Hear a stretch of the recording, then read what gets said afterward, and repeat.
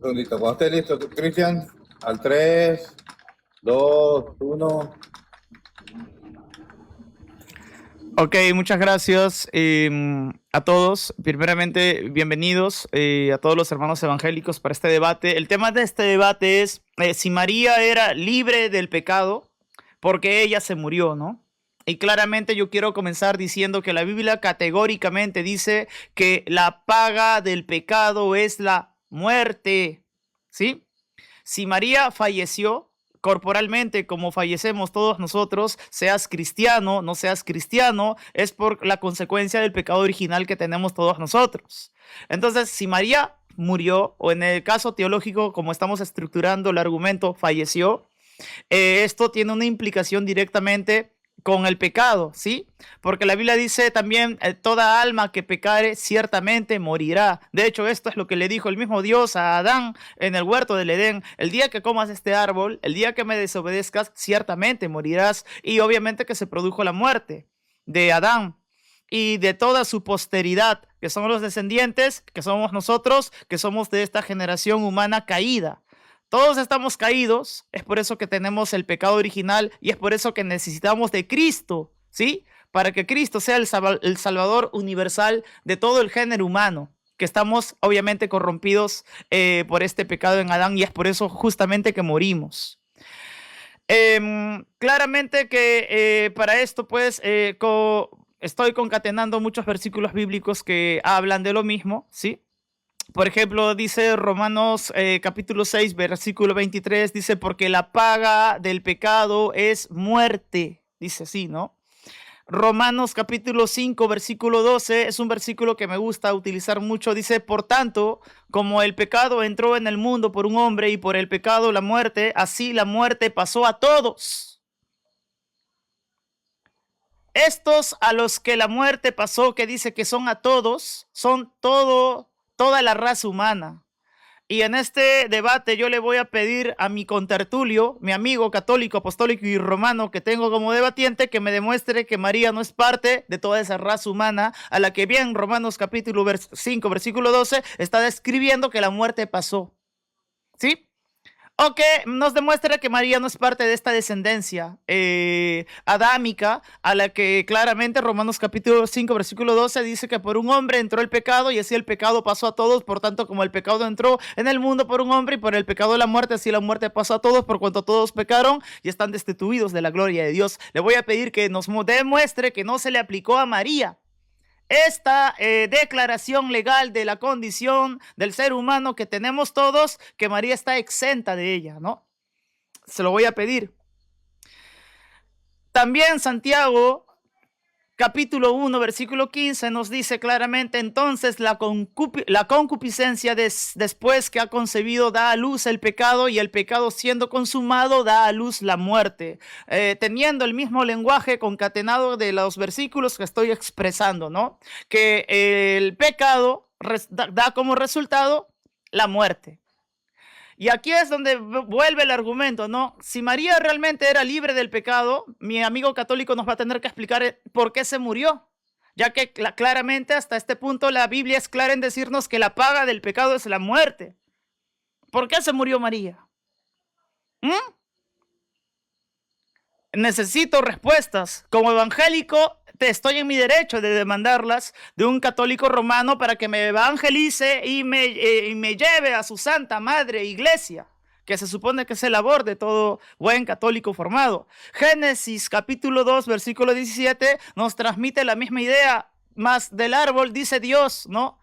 Adán dice, más del árbol de la ciencia, del bien y del conocimiento del mal no comerás, porque el día que de él comieres, ciertamente morirás.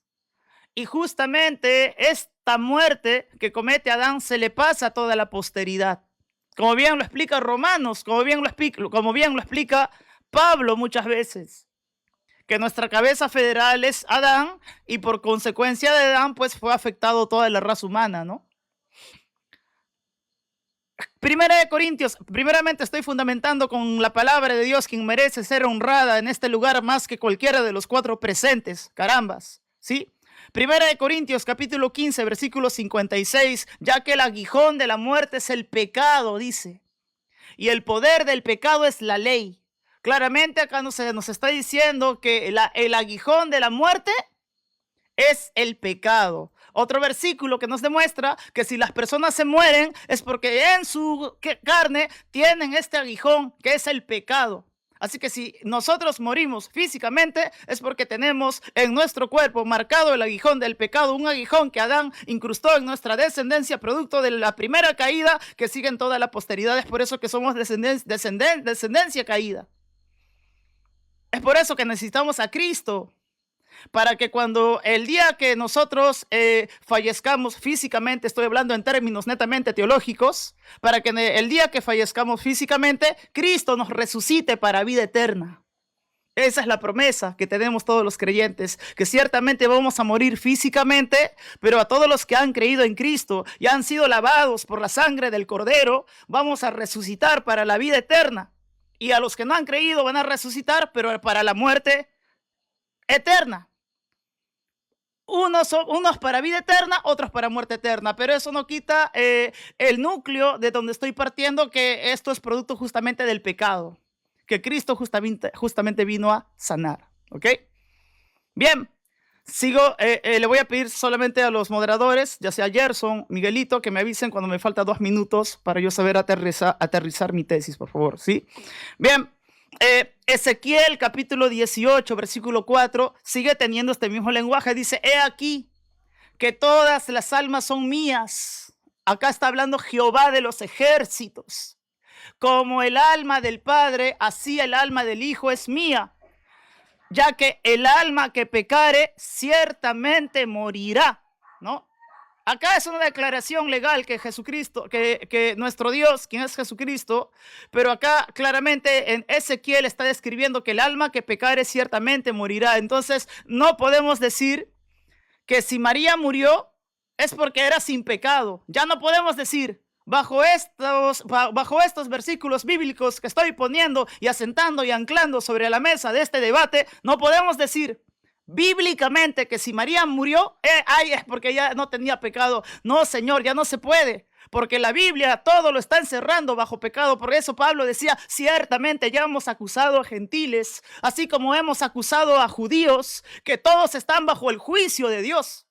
Ya no podemos decir que María es libre del pecado, en el sentido de que no murió, ¿no? Como María no tenía pecado, María no murió.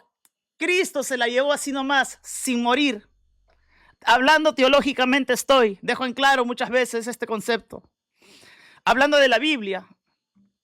Y termino con este versículo para seguir a una segunda parte de mi exposición, porque primero fundamento lo que está escrito en la palabra de Dios. Ezequiel capítulo 18 versículo 20 sigue manejando esta misma idea y dice: el alma que pecare ciertamente morirá, ¿ok? El Hijo no llevará el pecado del Padre, ni el Padre llevará el pecado del Hijo.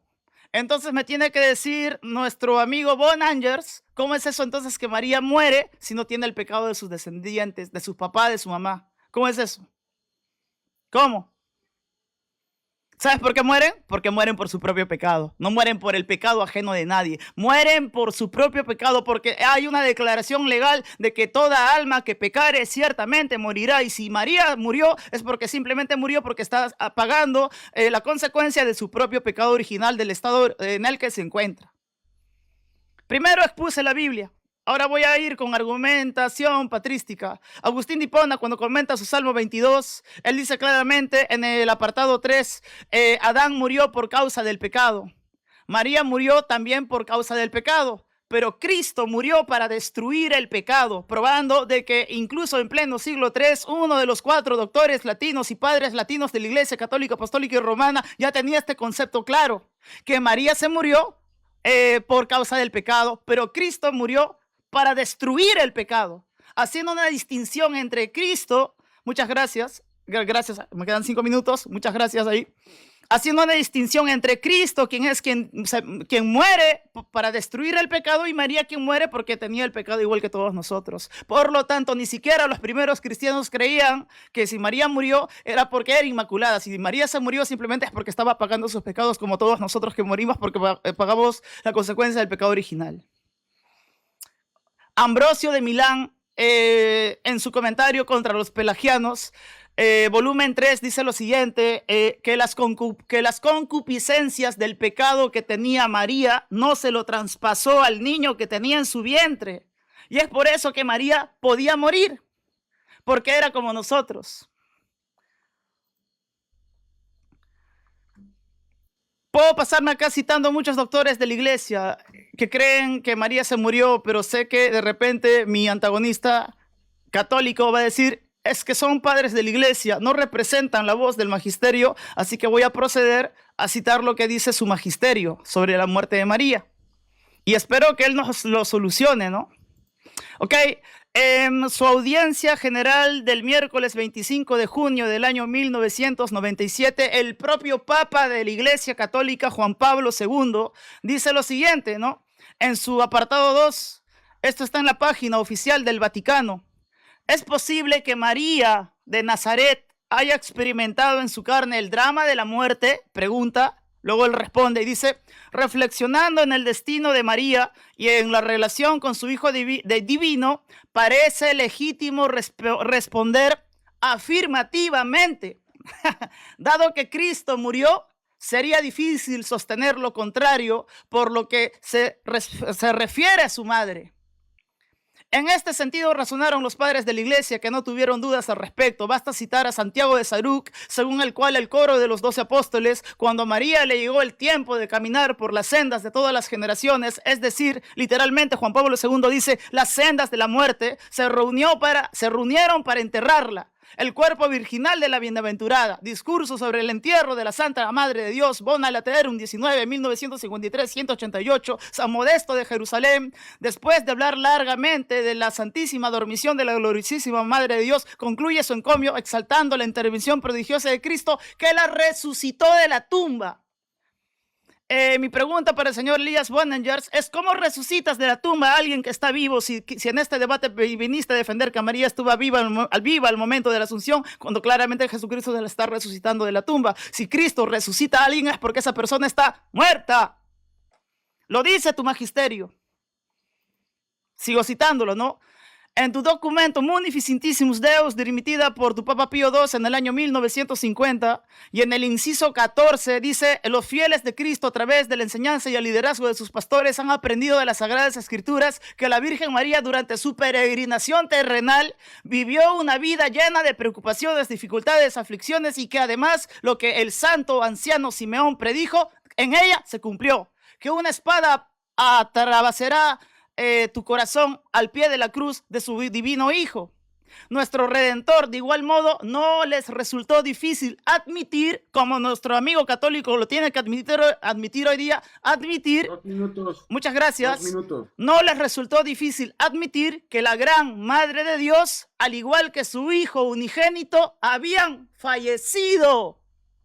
¿Quién lo dice? ¿Los evangélicos? No. Esto lo dice tu propio Papa Pío II en el año 1950 en su mismo dogma Munificentissimus Deus.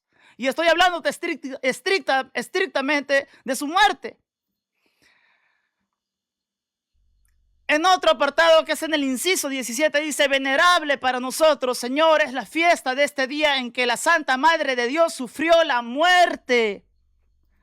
Y en el inciso 22, que ya me pasé, y en el inciso 22 dice claramente, y otro escritor afirma, como la Madre de Cristo, nuestro Salvador y Dios dador de vida e inmortalidad, ha sido dotado de vida por él, ha recibido una eterna incorruptibilidad del cuerpo, junto con aquel que la resucitó de la tumba y la llevó consigo de una manera que solo él conoce. Por lo tanto, no comencé esta tesis citando solamente la Biblia, quien la cito primeramente porque tiene que ser exaltada por sobre cualquier argumento humano y de cualquier papa, sino que estoy concluyendo citando el propio magisterio de la Iglesia Católica, Apostólica y Romana de mi amigo católico, apostólico y romano, para que no diga que su iglesia no enseña eso. Claro que tu iglesia enseña eso. ¿Sabes cuál es el problema, Manuel? ¿Sabes cuál es el problema? Que tú no conoces tu catolicidad. Tú no conoces lo que cree tu magisterio. Cristian, Sí. no ataques ad hominem, por favor. Ok, gracias. El problema de nuestro amigo aparentemente es de que de repente no conoce su catolicidad y es por eso que no sabe que María se murió. Pero si María se murió, la Biblia Tiempo. categóricamente dice que la paga del Tiempo. pecado Tiempo. es la muerte. ¿Ok? Gracias. Tiempo, gracias.